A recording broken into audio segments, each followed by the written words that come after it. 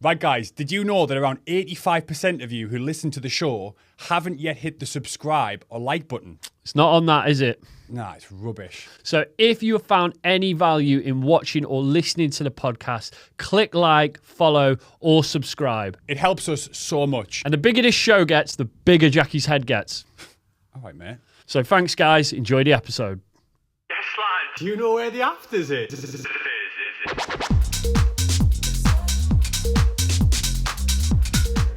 I've got mine anyway. I can do it on mine. Let me check. We're recording. You think you've got it? I'm not sure. Oh, we haven't even done a check. Mic check? Oh, are we doing a mic? Yeah, we should be all right. Check. There we go. check. Yeah, just make sure it's about a Pointing. fist. There we go. What, About near, a like fist, yeah. Yeah. It's about a fist. All right, here we go. Jansons, how are you, buddy? that? Yeah, I'm good. Yourself? Very good, mate. Thank you for coming down. My pleasure. Yes, it's been a long time. I was trying to think. I think we met a couple of times, haven't we? The last time I met you was at a place in Dalston. Yes. Can you remember that, Sean? Nope. But obviously we know who you are. Yeah. But for those who don't, who the fuck are you? Well, I go under the name Jansons, which is my surname. I'm a bit of a studio nerd, so I just in there most days, and I try to play records out and perform them live when I can. Nice. Pretty much. Awesome. Do you know, I just realised I just did the introduction now. Yeah, well, I did say to introduce, but I didn't say you could do that. I know, yes. I'll let you go I know, with it. yeah, sorry. That's my job, that. That is, yeah, and he does it so much better as well. I felt nervous then. Well, you wouldn't know if I did it better because you never actually tried. I've never actually given you the opportunity to do it, so you just took that I opportunity. know, yeah. Fuck, man. Are you happy with yourself? Not really. Okay. I'll continue on from here then. Please do. No, I mean, you did a really good job. So yeah, following on from that, mate, like tell us a little bit about your origin story. It's into music anyway. So Yeah. like, where did the music journey for you start? Was it young? Was it a little bit later in life? It was, young, like raving, happy hardcore, jungle, that sort of stuff. Oh, wicked. We all had like our little belt drive decks, going to each other's houses, mixing it up, and just start going out. And then I moved to London, sort of at 19, 20, I think I was then, and just met all my friends now that I've still got now, just from going out and stuff, and a lot of people in the music game and stuff like that. It's been a long, sort of at the start, hedonistic journey, and then where I am now, sort of, yeah. So it's just from raving then. So was there like any? Obviously a passion for music and stuff as well, but that just led into meeting people that you've got similar interests in. It was just, and obviously London's a wicked city, especially when, we're just going out and you're meeting more people, connecting with more people, and then I just really felt I really loved it, and I really loved like the producing side as well, so I really got into that, and then just kept building and working at it, and here I am today. The DJ side of things though, when did you start? Because I know you do live stuff and DJ as well, right? When did you start? When did you go? When was that moment where you said, I want to be at the other side of the booth? Do you know what? It was quite late because I'm quite a sort of, what's the word? Sort of introvert, quite a sort of shy sort of guy, and I was doing a lot of engineering, sort of working with lots of artists. All right. So I was very much more helping, co-producing, writing records of artists, so helping them and not really releasing much of my own music. And I thought, I want a piece of that, I want to get out there and perform and stuff like that. So then I started just making records, and then because I built up a lot of relationships in the studio, people would help me out and put me forward to like labels I wanted to get on, and it just sort of progressed from there. And what age were you when you decided that was what you wanted to do? And you wanted to I was like late 20s, yeah. So I started a bit later, yeah. Had you been producer? When did you first start producing? How did that come about? Sort of just messing around a lot. I went to it wasn't a very good course. Okay. Up in Lincolnshire, Yeah. like a music tech course it was called. I started learning Logic, and then I was just messing around, and I started, like I said, I've got friends that were in there, and we started making tunes. I was helping them, and they started getting records released, and I thought, I'm quite enjoying this, and I'm quite good at it. Mm-hmm. And then just word spread, and I started meeting more people, and just your network starts growing, and then just built more relationships, more writing records with people, and then absolutely. Yeah. What did you use? What did you start on? Logic. I still use that now, but I'm starting to change to Ableton because of the live thing. Yeah. It makes sense. It's a bit logical. Yeah, yeah. Okay, so let's talk about when you first opened up Logic. Yeah. Like, how did how was that? How was the learning process of to get to where you are now? I'll tell you, it's quite funny because that's how dodgy the course must have been, because they gave us a crack of it at the course. Amazing. Dodgy bastard. It was like really pretty daunting, and like it's not. People don't realise how easy they've got it now. Because when they first come out, they were a lot more. It was a lot harder to get going. It's like even like loading a thing into a sample, like a drag and drop now, was a long process back then and stuff like that. So I don't know. I just sort of connected with it though. Although it was hard, I just really fascinated with it. I just love music. I love like sitting in the room listening to tunes. I just really wanted to know how they were made and wanted to make them myself, basically. Yeah. Kind of wanting to pick apart how it's made. Yeah, like, I want to do that. I want to make that sort of sound and things like that. Yeah, that's the first time we've heard this actually, because a lot of the time it's like you're on the dance floor. Like for me, I wanted to be the DJ because I wanted to be fucking with the girls and the booze and stuff. They have a lot of people who trying to pick apart the tunes and kind of back engineer the stuff, which sounds like that's your kind of your in. I find it interesting. I think it's fascinating how we all end up doing the same thing at some point in our careers, well, current career for you, but we all just had completely different ways in, and I find that fascinating. Mm-hmm. Yeah. So you said you first started listening to like happy hardcore. Yeah, like, it was good though at one point. Yeah, breaking and stuff. Yeah, it was like the I talked about it's like the tape packs and stuff. Yeah. So how did you transition from that through to like your current sound now? I think it was my mates who was hanging around with. They was like banging into like sort of house and sort of garage, because London was like that. Garage was wicked then as well, funky house. So it was just. I started leaning towards that, and it just started to get influenced, didn't you? Yeah. You're going out and you're having a good times, and you remember that, and then you start discovering DJs and stuff like that, and and it sort of progressed to that, and you sort of grow up a bit as well. I think. I think when you're like super young, you want everything fucking crazy and loud, and rah, rah, rah, don't you? And you start maturing your taste and stuff, and you start going along your journey. Mm-hmm. I mean, looking back at the music I was listening to in school, I was listening to fucking Wigan Pier. New Monkey, have you heard of any of that? No, Wigan Pier. Yeah, Wigan Pier. That was like all the kids used to come in with tapes and like swapping tapes and like, fucking listen to this tune, it's fucking mean. And everyone's just like singing the lyrics, and like it is a maturity thing, I think, as well. Like you listen back to those tunes, they've still got a special place in your heart, but it's not something you listen to in the car on the way to Sainsbury's, is it? Like, it's got a time and a place, it's got a place in time. Those sort of tunes. What was your first like release where you were like, fuck, this is actually happening for me? Like, well, we actually I had started up a label with my mate, one of my best mates. We were called Goldilocks. We had long blonde hair, and it was like Reed. Of course. And it was like sort of electro house and sort of minimal, but we got like big support back then, like Cole Cox, like Steve Lawler, John D. Wheat and all that. It was like, the label was called Salacious Records. And we had we got like one, it's called Dope Groove. We got a vocalist on it, and that was like our sort of first release. And I was like, wow, and I got like radio play and stuff like that. When was this? How many years ago was this? God, this was a long time ago. God, I can't even remember now. About 15 years ago. Oh, something. really? Yeah, wow. Yeah. And was that like Maybe, the first one more. you were kind of like, because we all have that tune where it goes out and you realise, something's actually going to come off. It wasn't. I think that was a part of the progression. I think the first tune as me is for yourself on Steve Lawler's label, VIVa. It's called. God, I can't remember the name. It was a 4-track EP. High Point. That was it. Oh, right, okay. Canopy breaky thing, and that just sort of.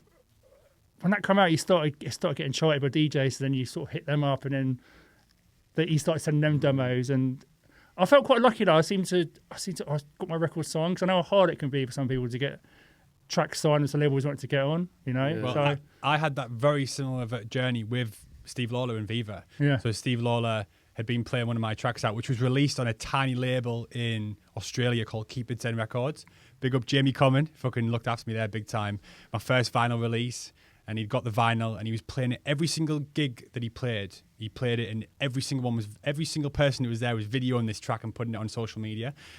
And then I tweeted him. I kept tweeting him, like with the videos and tagging him in it on Twitter. And I didn't even use Twitter, but I kept tagging him. And after like the 30th tag, he was like, he tweeted back and went, "It's my favourite tune of the year. Let's get you a release on VIVa ASAP." Yeah. So I was like, fuck, right, everything stops. Eleanor, cancel the holiday. Fucking everything just ceases to exist until I get these 4 tracks, and I was still working full time, and then got that 4-track EP signed to VIVa, and then from there, like you get it goes out for promo 6 weeks before it releases, and then you have all these people like giving you feedback and then reaching out and going wicked tune, and you're like, fuck me, what's going on? Yeah. But it's really surreal when it happens, right? Yeah. I always say, because I've had that experience though, when I work with some like young and up and coming artists in the studio, and I'm always keen to get records out. I just say just sort of be a little bit patient, really just make sure you're super 100% with the record, and try and have a goal and set it and go try and get on these labels. Don't accept ones you think, oh, I'll go on a VA. I go,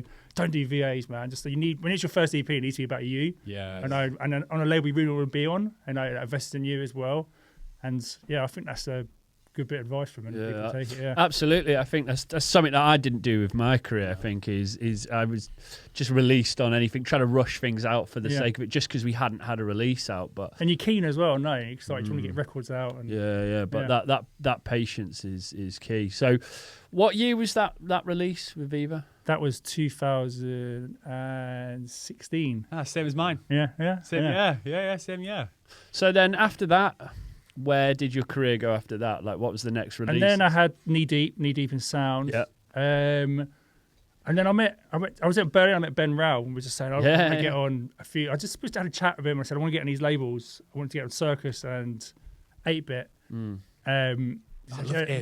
Curley, isn't it? Yeah. So when I got back from there, I felt a bit inspired, and then I got signed to them, and I got probably my biggest record to date on Circus, which was Switch with Day Perf Alien. And that's when it really people really started to take notice. It was got support across the board. Yeah. When I first made that, I thought, is it good? I don't really know. Sometimes I was really doubting it, and I was playing it in clubs, and it wasn't really getting a reaction because people just seem to want to hear stuff they know a little bit. And I just didn't know. And you used to ever say it's really good and stuff like that. And then is in Miami music conference, I was just getting all these texts on videos playing it. I was like, what the hell's going on? And it got picked up on Friday Fire and Radio 1 and all that. And it's just mad when it happens, isn't it? It's just like, whoa, you never know it's going to do that. You never know record's going to do that. And then, I was blown away by the support. Then it just sort of progressed from there. But then COVID hit. I had some big releases. I had a release, the next photo that was funny was with Dope FA again. It's called Medicine. And the labels didn't want to release it because they thought it might offend people because of some of the lyrics in it, because of the whole at the time and stuff like that. Way. Yeah, so then it got put back till it come out, and then it sort of did all right. But then after when things opened up again, it's really started to build momentum, and it got a lot of TikTok videos, like people doing like balloons through it and stuff like that, and like honestly loads, like millions. It was just like everything elevated it, like Spotify streams. And like more DJs are playing it and stuff like that. It's just mad how things happen. Yeah, absolutely. We talked about TikTok already, but today. But come back to what you were saying before, though. Sorry, Sean. Sorry, you were saying before about people wanting to just get releases out. Yeah. Even when I was starting out, 2014, 15, I was keen just to get anything out because you want to see your name on Beatport, right? Yeah. But now it must be even harder. Like coming back to the TikTok topic, because we're in this culture where everything's fast, everything's quick, everything's now, right? Yeah. So then you've got the excitement of getting your name on Spotify or Beatport or whatever, and then you've got this new way of thinking, which is just like everything's quick, fast paced. Yeah. It must be even harder for the young'uns now to be like, just take a step back. Being patient is not as easy as it wasn't easy for us when social media wasn't even that big, and now. I'm going to contradict myself a bit there, because it's like you've got to be patient for the quality side of things, and then you also need to be consistent and relentlessly consistent. Now you need to be like, something needs to be happening, like you said, because of the speed of TikTok right now. You need to have something going on, like every release or a remix or a DJ mix, social media. Some sort. Yeah. I mean, social media. How are you with that? Hard work for me, man. Yeah, because you've got a lot. I just feel like, I know it's really important, but I'd rather just be in a studio, and people just not that interested in working in a studio, and not. You need to be a big sort of character. You need to be a big force, don't you, on social media now? Yeah. A lot of character, a lot of charisma and stuff like that. And I'm still trying to find how I come across on my platforms like that, because I know it's important. People buy into you as much as the music now, especially things like TikTok and all that, because pure videos, isn't it? It's just crazy. So on that, like, how, from your transition in your music career, how has your perspective changed, on music? What do you mean? What? Like on the scene, like you mean like in the industry? Yeah. So how is how you look at the music industry now? Like, how has that changed from when you first social media's changed everything, isn't it? Yeah, it's just like, I feel like people. I mean, I've sometimes fallen like trappers. Or people are just dying to get those 30-second reactions on Instagram or TikTok where it's just booting off and all that. And I find like everybody's playing it a bit too safe. Obviously, there's still pioneers and amazing artists doing it there, but a lot of DJs now are just trying to get that reaction, like get a bootleg. There's a lot of bootlegs and a lot of edits going out, isn't there? And like, it's going to work in a club. Yeah. I mean, I think every DJ does it. You throw in some edits in your sets and stuff like that. But I feel like it's taken away the originality a little bit because people don't want, like, we're talking about patience, people just want everything there and now. And I suppose that is how it is, that's how it's perceived on all these like platforms, isn't it? It's so instant and instant gratification, and you need that. And it's just, so I think, like I said, there is amazing artists doing it, but I think a lot of people are sort of falling into that trap to please their like socials and stuff like that. But I suppose, like I said, it's you're so much of a brand now. Instead of just being an artist, you have to be like a big brand, don't you? Instead of just being a little person in the studio who just making tunes. You've got like Fisher as an example. Well, yeah, that's a perfect example. Yeah. He's like this very charismatic, funny guy who. But you buy into it, do you? I like it. I think he's smart. He's brilliant. He's a lovely guy as well. Like, Fish is a great guy as well. And he's just a funny fucking guy on socials, and he comes across, tries to be himself. He's daft, he's silly. Yeah. And people are the brand. Yeah. And that's important. I think it's more important than ever now because, like, we were talking to Denny before this, and he was talking about how people put everything on social media. They put everything on social media. Yes, I'm not very good at doing that. I know, but some people just find it so natural. I don't like. I have to think about it, and it shouldn't.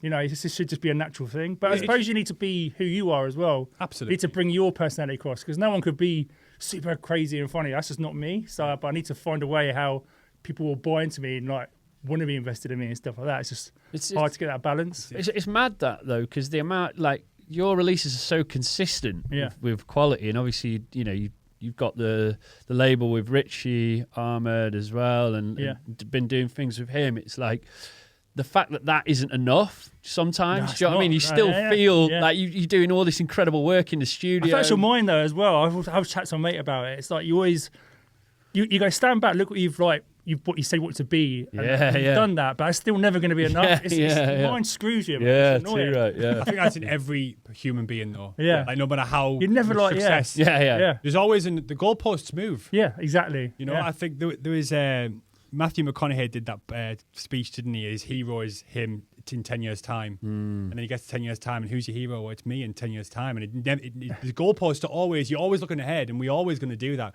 whether it's in music or fucking finance or whatever. You get a promotion, you're like, all right, what's the next promotion? Yeah. Right? And but social media makes everything so transparent that everyone can see everything, what you having for breakfast, the track you've just made.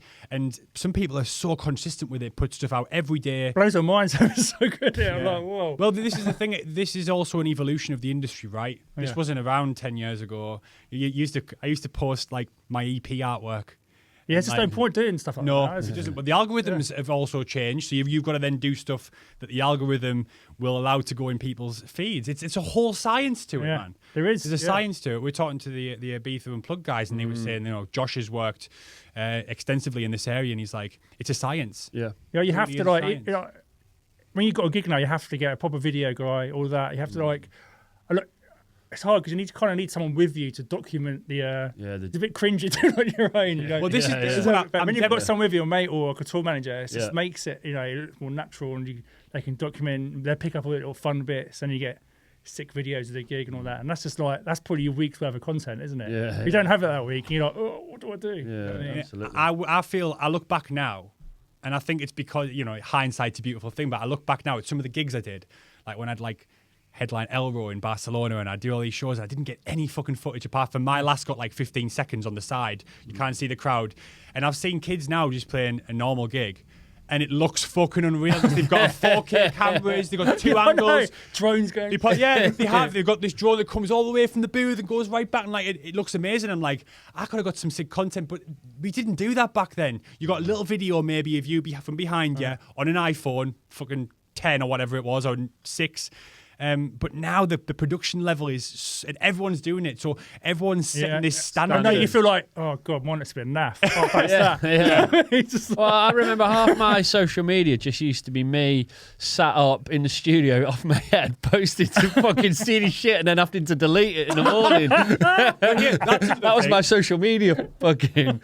Yeah. That's another thing about, and I've spoke to you about this, about putting posts up. Yeah. And then I got into this routine of putting a post up, and when you mentioned instant gratification, if I didn't get like 100 likes in 10 minutes, delete. It's so weird. Why the fuck do I do that? Why do we do that? Yeah. But I was getting to a point where I put a video up and it would get 600 likes in half an hour. I'd be like fucking buzzing or whatever. It does make you feel good though, doesn't it? It's literal dopamine. Yeah. But when you don't get it, it's the other way. It puts you below baseline. So I was like, fucking get rid of that. And I've done it with the After Speed before. And Sean's like, stop doing that. Just let it go. Yeah. But there's something about that where I just can't. Got to get rid of it. That instant gratification thing's so legit, man. Yeah. And comes back again to the wanting to put stuff out. You just want it out there. You have no patience, and I think it's worse than ever now. Absolutely. So coming back to production, collabs. You've obviously worked with Richie and stuff. Like, let's talk about some of the collabs you've done. And is there any like dream artist that you'd love to do a collab with? Yeah, I mean, working with Scream was wicked over COVID. Oh, wicked! Right, that's how he's in the studio. He's super creative, man. He's like really interesting. He's an interesting guy anyway. Yeah, of course he is. Just but his approach is like no rules. I mean, just whatever, that's what I like. It makes me realise, and that's what I sort of, I get stuck in that thing where I'm trying to make tunes just for trying to get DJs to play and stuff like that. Why am I doing this? Like, it's not. It needs to be me. I need to be. If I like it, I like it, and that's it. And another thing, I want to start I've started my label soon as well. Amazing. Which will make me express myself better. Yeah. Because you do sort of conform a little bit, don't you? Because you want to be accepted in that sort of scene and stuff like that. So you do conform a little bit, but I just want to really express what I like to make in the studio. Yeah. Do you still feel like that now? Yeah. Even though you've got this level of success. I had a really bad week, like end of the month, and I was like, I was putting so much pressure on myself. Wow. And then so even you've got this level of success, you've still got that pressure to conform to what's hot now. But I did then for some reason. Sometimes you're up and down, aren't you? And then I started training more in the mornings, and little things like that help. Just to give a bit more focus, or just change something. Get up early, do a workout, then get into the studio, stuff like that. Yeah. And you feel like you've achieved something already, and you're more focused, and that's sort of changed. And just stepping back as well sometimes. Don't think like every day is going to be a banger in the studio. And you do when time's more limited and stuff like that. You do think like that, but somebody's got to say, no, it didn't happen today. Tomorrow's a new day, sort of thing. Yeah, that's it. And it's hearing you say about Scream as well. I think that's why he's always been such a pioneer with new sounds. Yeah. Not having that pressure, but how he does it is... It's brilliant, yeah. Incredible. I went in the studio once with Max Chapman and going to make like a tech house track, right? Or a tech house EP. And we come out with this fucking breakbeaty thing that went fucking like mental Radio 1 plays. I remember, Addiction, or Addicted, sorry, I can't remember what my own tunes are called.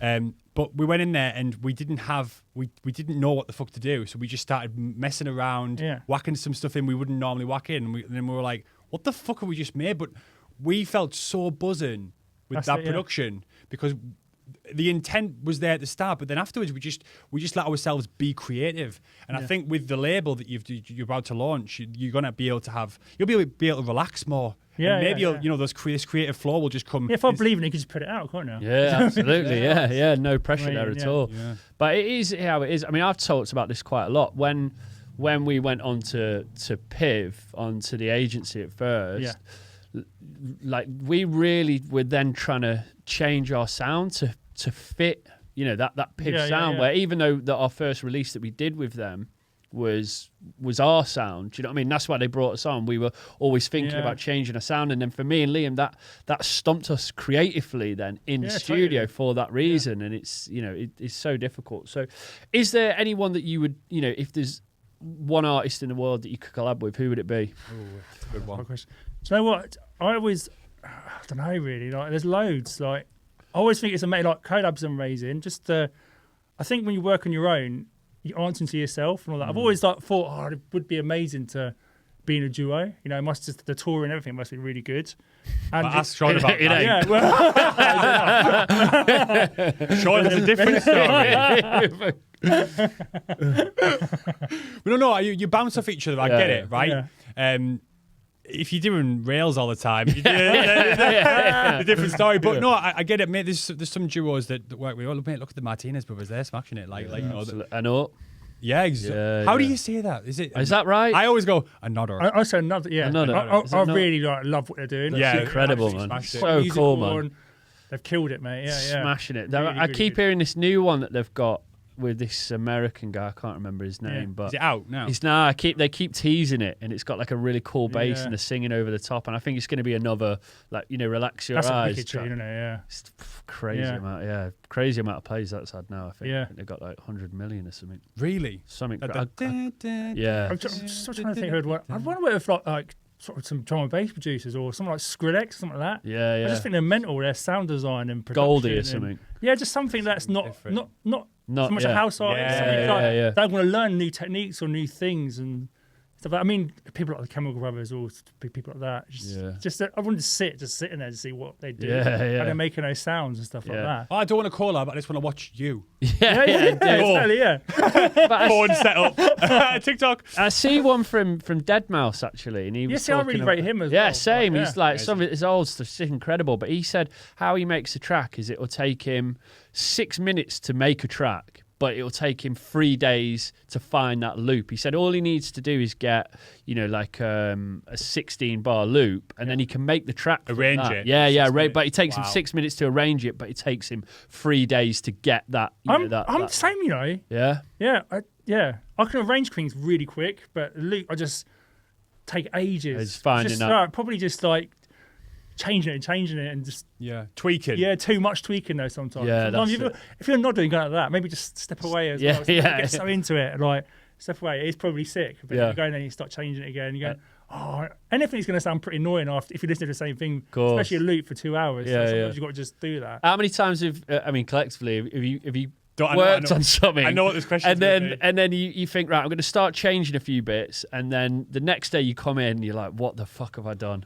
Like, it's just the whole track. Well, did you not just save the first one and start making V1, V2? Or you always go back to the first one. It's always the best one. So how... Sorry, I'm playing footsie with you. Playing footsie with you. Yeah. Valentine's Day's gone. Professional, this Sean. We're professionals, remember? So how you're playing live now? Yeah. You had the live at Fabric quite recently with Piv.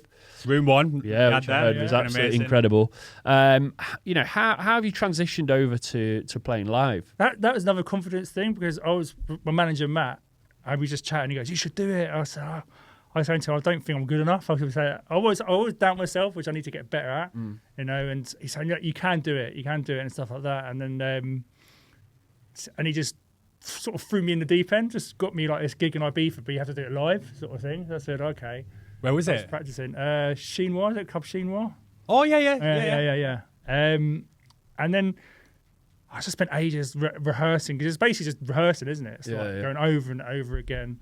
I started off doing it on the DGS 1000. You sit there, the Pioneers pad things, which are pretty cool, really limited, but they're pretty cool. But then I started to realise that on the Rider, not many venues could get them. They're quite a limited stock. So I just thought, I've just got to do this and start learning Ableton. So I just stemmed out. I know it's probably people don't use MPC 40s now, do they? You're probably well past that. The live button thing. Yeah, but I haven't got an MPC. So you have? No, I haven't. You haven't. That's what I'm saying. So what did you? What did you? I was put on the Rider because the Pioneer sort of gave me some because I'm going to use them feature. Oh, amazing. But then when you they could get them in Ibiza, but when I started realising on the Riders, a lot of promoters couldn't get hold of the stock. Got you. So I just thought, right, and they were quite limited as well. You can only go. It was literally they could only do 4 bars. Okay. So if you had any extended parts of your song, it was pretty hard. You have to have a workaround and stuff like that. I just thought, right, I'm just going to start learning Ableton, doing it that way. Got the Akai APC 40 controller. APC 40, that's what I was talking about. Yeah, it's really good. Yeah. and just stemmed it on my tracks and started literally putting together a live project in there, like an hour long, and so I could sort of rearrange my tracks and stuff like that. Then I slowly started adding more drum machines to it, like the TRAS, which is wicked, native instruments machine. But at the same time, I've got to realise that some clubs are doing it, and you're doing it in between DJs. Yeah. And some clubs are a bit messy and all that, and drinks everywhere, and you're literally trying to set up a live set in 15 minutes. Well, everyone's going so you mad. feel like a dick as well. You feel like you're getting in people's ways, and I'm sorry, mate. And I'm leaning over, and he's trying to mix. And stuff Someone's like here, that. Daddy. Yeah, it's like, yeah. All that going on, and so I just started to sort of streamline it for certain things. I mean, I'm only playing abroad as well. You have to lug all the stuff if you're on the plane and stuff like that. And if you're going on a Ryanair flight or something, it's going to cost you another 200 quid. Yeah. You know what I mean? So, but yeah, so I've got quite a good little refined setup now. But then, so Fabric, I thought, right, I know I'm going to be on a stage, so I can start adding more bits. I mean, the goal is to start doing it on a stage where I can really start adding like synths and really start building on it. You know, that's a goal, like sort of a bicep over mono type level. Do you know what I mean? Which is a long way off, but you've got to aim, you've got to have some sort of absolutely. there, yeah. I believe I can do it. It's just going to take a lot of work, and I think I think the label's going to help because I can start getting more releases out, because I think when you're doing live, you need those couple of really massive records people know you for, and literally just come for that one track. Do you know what I mean? So yeah, I'm excited where it's all going and stuff like that. It's I can see the look on your face. It looks like you see some longevity in the live stuff. Yeah, I think so. Yeah, it's just like you feel like really proud of yourself as well, because like you've just literally played a whole hour of your own music. And you're getting the reception back, and it just feels nice, doesn't it? You know, I feel like going back to DJing almost, I mean, I'm just saying this, I'm no experience, but must feel a little bit like secondary, because you're just doing this almost like an art form. I mean, DJ is an art form, but it's a completely different art form. You're performing your own shit live. Yeah. That must be a different feeling coming off then, instead of just doing a DJ set. You know, it's gone well, you're like buzzing, but I played like maybe 40% of the people's tracks, 50% of the people's tracks. Playing your own stuff, do you get a different feeling when you come off? Or you feel like you're pumped, sort of. Yeah. That's definitely, mad. But I love it. But I love DJing still. Of course, this is like different. You know, you go on big journeys. I do mega long sets, stuff like that. It's nice to have the both. Yeah. What about venues? So obviously that was Fabric Room 1 live, is fucking huge milestone. But is there anywhere like bucket list places you still haven't played? You want to play? I do Glastonbury badly. Yeah. Have you been to Glastonbury? Yeah, loads. One of my favourite places. Yeah. So you know, I'm trying to work on it this year. Oh really? It's like Glastonbury. You don't need to know a few people, don't you? There's like a few crews that have like certain sort of areas, don't they? You need to try and get in there and just. I'll play anywhere there. Well, I'm sure Glastonbury are listening to this really huge podcast. So Glastonbury, if you're listening, he's down. And some free tickets. Have you been? I've still not been, but every time I speak to someone, they haven't just. If someone's been, they haven't been once. They've been 40 times. Have you been? No, I've never been. Never. And everyone says the same. I've never heard anyone say that Glastonbury is shit. I think I know what we're doing next year, bro. Yeah. Or maybe even this year, if it works. Please. Oh, I'm not asked about please free tickets. Press pass. I'm not asked about play. I just want to fucking go. Everyone raves about it. Such a good experience. Like, just if you're a fan of music, it's just so vast. You know, of course. So much styles, stuff like that, and it's just not. You know, you go to a festival, it's just dance music all the time. It's just not like that there. You know, you got days you can just listen to amazing bands, hip hop, everything. You know, weird jazz if you want that as well, and it's just so much going on there as well. It's just wicked. Absolutely. Okay, so just going back to live, I've got one question. Who's your favourite live act? It used to be Prodigy, but electronic-wise, Chemical Brothers now. But they're not bands, seeing like the Foals and all that. Yeah. Ridiculous, you know. But I've seen so many good live. I remember their first album, actually. I love them, Fantastic. But Chemical Brothers are they're visual. That's another thing, the visual thing and some of the live stuff's amazing as well, isn't it? Oh, I love that stuff. That's why I love Kink. I suppose you kind of need that, Fucking just... I've only seen him. Oh, man. I saw him, but the sound was so... For some reason, it was so bad. I don't know if because that's nothing you've got to think about in doing live, is you need a good sound engineer on there. Yeah, absolutely. Because you can... They're not going to sound as big as like master tracks. Because all just stems and stuff like that. So you need to like... say, I'm going to probably cook the mixer. Can you like give me more juice your end and stuff like that? And you need a sound check really. Sometimes you can't get that, but you need that because It does, like, you know, if you don't have that, you'll if you're going after a DJ, it's just going to sound a lot weaker. Yeah. But the size of the venue definitely helps. Like, I saw Kink once in the Mixed Mag Lab in London, you know, where it's just fucking tiny room. Yeah. And it was just everyone round in boiler room vibes, but this is years ago. Insane. And then I saw him at DC10 on the terrace where, because he had so much shit, yeah, you couldn't fit him in the booth of DC10 in the terrace. That's when I saw it. Really? Yeah, so he had... It's like on the sort of side. But he struggled then because he had a whole new setup just for him. So he had just this stage on the side of the DC10 terrace. And I don't know what was going on, but it was like... It wasn't popping. But I was thinking, did they just put something on the master? Did you put like a master, like... I do like a group my sort of things to going through like a limit on the computer. Yeah, but there's only so much you can do with a limit there. Just going to crunch it all. Still not coming through like a master track on a CDJ. And yeah. You just got to be careful you don't squash the hell out of it and stuff like that. Yeah. I had a sound guy once who doubled up as the lighting guy, and he pressed the smoke machine and went out for a fag, and the whole room filled up with smoke, mate. I couldn't even see the decks at all. It just kept going. I'm not kidding. He was about 10 minutes as well, bro. It was ridiculous, man. You couldn't see a fucking thing, mate. I was not happy at all, mate. How did you find Berlin then? Did you enjoy it out there, or?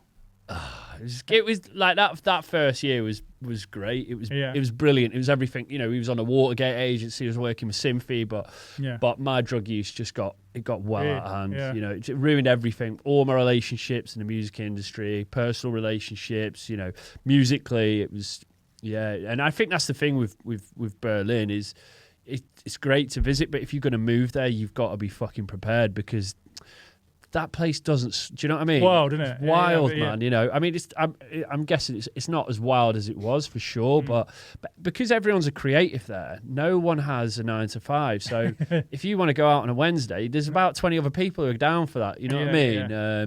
And at the time as well, it's very cheap to live, and I loved it. I love that freedom. I love that creative freedom. But you know, as everyone knows in the creative industry, you know, that sort of freedom hand in hand with heavy drug use doesn't go down well. So is that something you've ever struggled with, like the drinking, drugs, and the party scene of this lifestyle that you've got? I'm pretty good, man. Like, obviously, when you're younger, it's in it. Everybody's in it. Yeah. You know, but you know, you grow up a bit, and I've been pretty good. I mean, I like a drink and stuff like that, but. You know, I'm pretty focused. That's good, man. That's good to hear. Because we spoke to loads of people in here, some who are saying very similar things to you, some who are saying very similar things to Sean. It's, you know, we're all in this industry, but I suppose personalities play a massive part when it comes to the addiction side of things. Yeah, that's a big thing, isn't it? I know. Massive. Yeah, for sure. And then mental health as well. Yeah. Like, in terms of, like, you know, you're on the road and stuff quite a lot now. How do you look after your mental and physical health? Like, I know you say you were doing workouts in the morning now, which sounds really positive. Yeah, really good. I mean, yes, it is hard, man. The traveling's hard, isn't it? I mean, that lonely part, and especially the long flights. Because I'm like a dad now as well, I want to get back more and stuff like that. Of course. So you're not tour managing it. You haven't got someone there with you, like I wouldn't like that. Yeah, but it needs to be a good influence. I bring some mates, and they're the ones that go, "Oh God, this guy's a bit the upper way." Do you know what I mean? When I'm on my own, like, I mean, I always think if some promoters booked you in another country, I always want to make effort. I always want to go to the dinners and stuff like that. I always want to, you know, party a bit, but at the same time, I really need to get sleep, and I don't want to have a hangover the next day and stuff like that. So that's great advice. Just trying to get the back. It's about balance, isn't it? You know what I mean? So, you know, sometimes some parties might go a bit more. I guess you've got friends there, but I try to keep it as like that, and I don't know hangovers basically. No one does. You think it's been enhanced that motivation to kind of keep yourself square because now you've got a little boy. 100%. Yeah. So, do you think that's maybe more of a motive for you to just be like, keep my head straight? Yeah, I want to be more focused, do better and stuff like that. And I had been so focused in the studio as well was a good thing, I think, because it gives you, like I say, structure. You know, I need to be back Monday on it, fresh, getting music done and stuff like that. Or if I'm working with an artist, I can't be kind of like cabbage. You know what I mean? So things like that, having a structure really helps, I think. Yeah, that's what I wanted to ask you actually. What's your studio setup like at the moment? What have you got? What bits of gear? Because I mean, it looks fantastic. I haven't bought anything much recently, but I've just basically because I've been working off a Mac Pro, And it's 10 years old it was, but I just bought, because I've been using I've got an M2 laptop for the live thing. I thought, why don't I just use that as well in the studio? Just get a hub and hook it up. So I've literally, start of the year, moved everything onto that, all the software, but really got rid of any software that you use, stuff like that. I had really streamlined, and it's made a big difference. It's so much faster. It's like, why don't I do that before? Like working on things with stupid beach ball all the time, loading things up.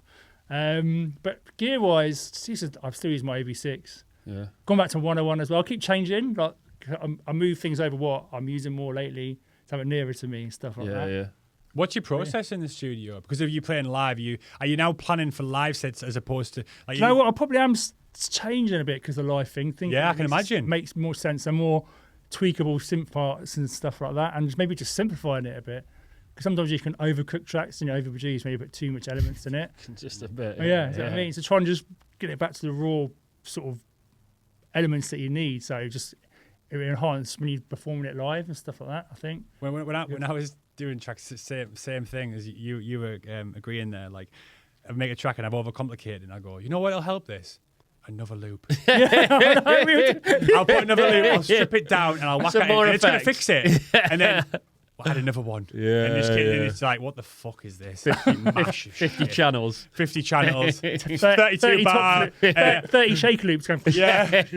I'm going to go for a coffee. Back in a bit. Never gets finished. Yeah, absolutely. Okay, so looking after yourself, like what's your routine like with that then? Well, it was bad last year. Yeah. Because like I said, being a parent, just like everything like that goes out the window. Like a bit of, it's just convenience, isn't it? So how old's the little one? He's 2 now. All right, okay. So it was a hard start. It was a bumpy start because he's a bit poorly at the start. So that, and he was sleeping very well. So then all right, planning foods and cooking for yourself sort of goes out the window. Yep. You just want to get whatever you can when you get a bit of downtime. But now we're sort of, he's good and doing, so we just, like I said, going to the gym, get up every morning and do that. Trying to eat better as well. Yeah. It definitely helps. I mean, massively helps, man. Yeah. For sure. I can feel it just like how much more energy I've got and how much more I want to get done. Yeah. It makes such a difference. Yeah. Do you ever think about that? Like if you were doing what you were doing now with your day-to-day routine in terms of your health and fitness, but as a DJ, where you'd be? The top of the charts. Yeah. No, I'm joking. No. That was obviously. No, you're probably right. No, but I think if I had the energy and the focus, like I think I was because I was fucking pretty much addicted to Ket, right? So I was drinking all the time. I was drinking fucking tequila like for fun. I was probably at 40%, 45% all the time, even when I was at home. So I'd get back from gigs on the weekend. I'd be fucking obviously doing gear on the weekend. Monday, Tuesday, Wednesday was pretty much recovery. So I'd be sat around watching Netflix and shit. Thursday, I'd get in the studio and make a 16-bar loop and put 6 tunes on from Beatport and go, right, I've got the same tunes plus 6 for this week.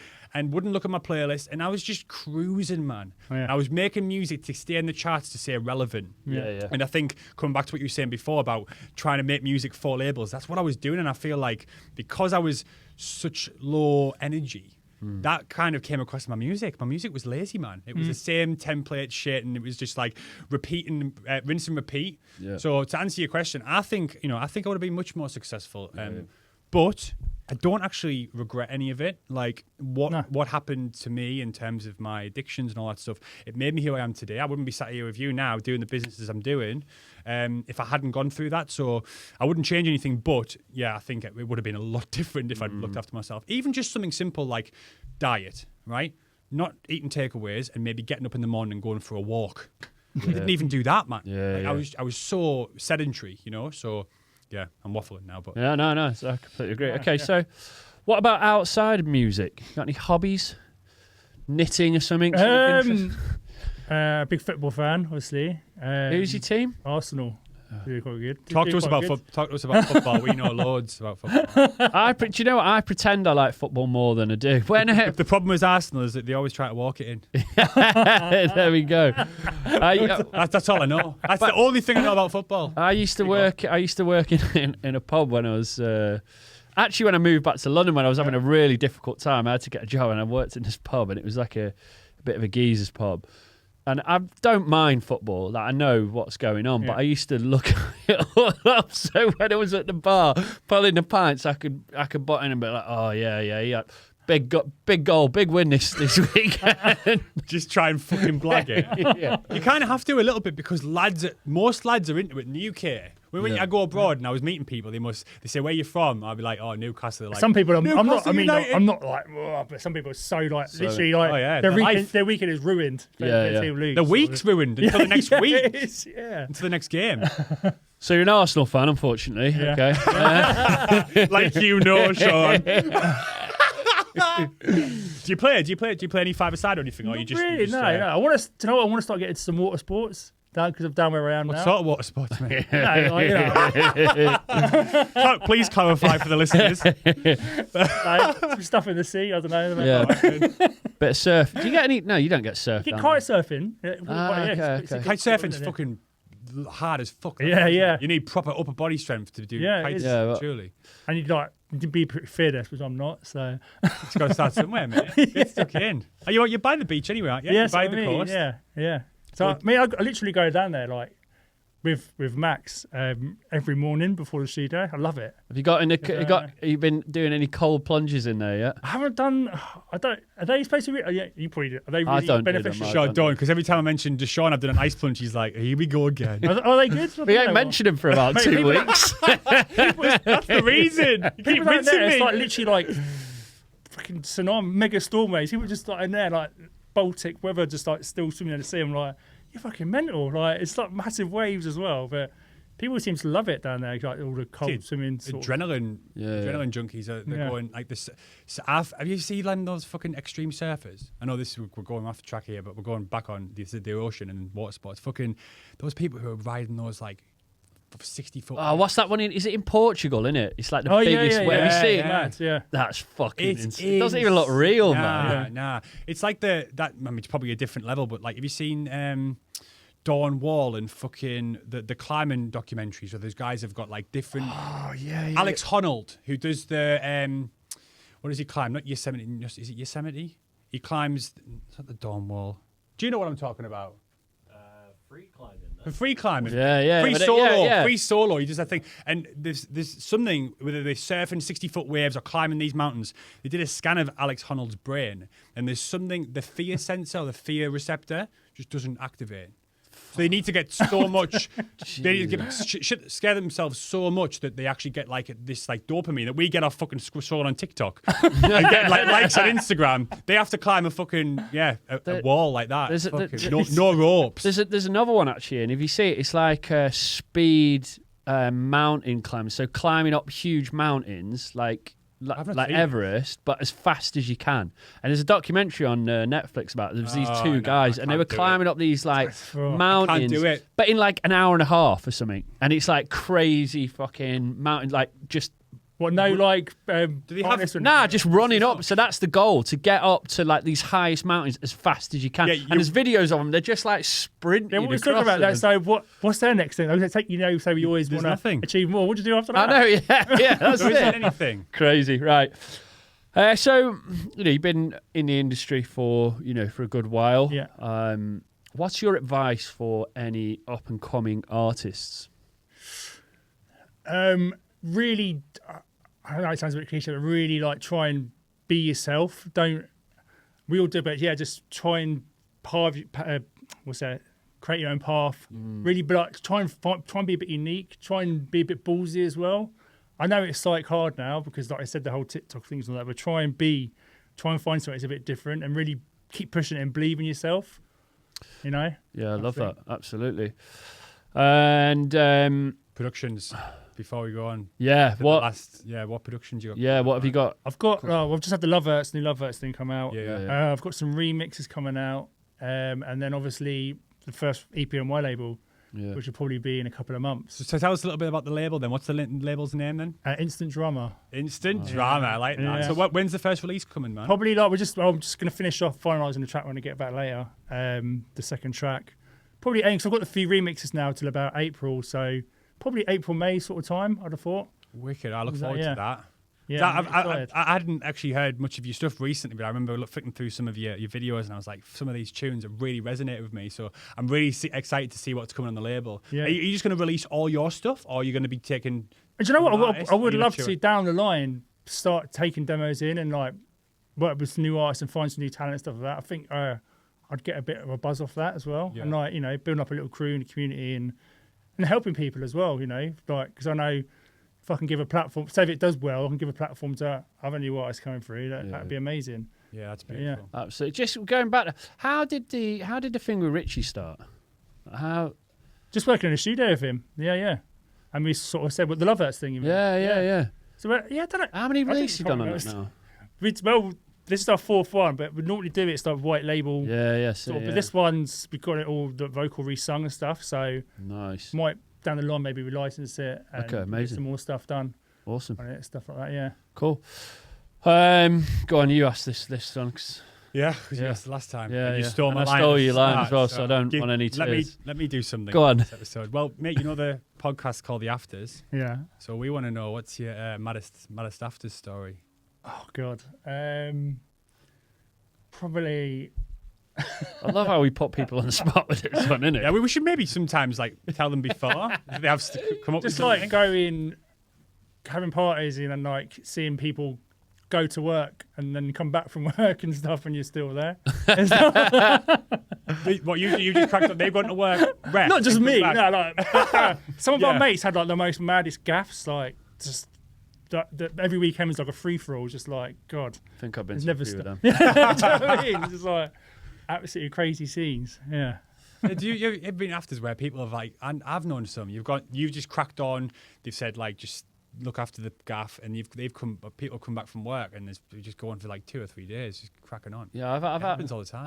I used to have afters at mine when I lived in London before I moved to Berlin, and we'd have a cleaner come on a Monday, and I'm not kidding, near enough. 90% of the time we were still cracking on in the kitchen. I had to change it to a Tuesday because she'd turn up and I'd be like, fuck the cleaning day. About 20 heads in the kitchen, just shit everywhere. She'd be like, fuck. Do you know what? I'm actually surprised that she still turned up every week. Even after week one of comes.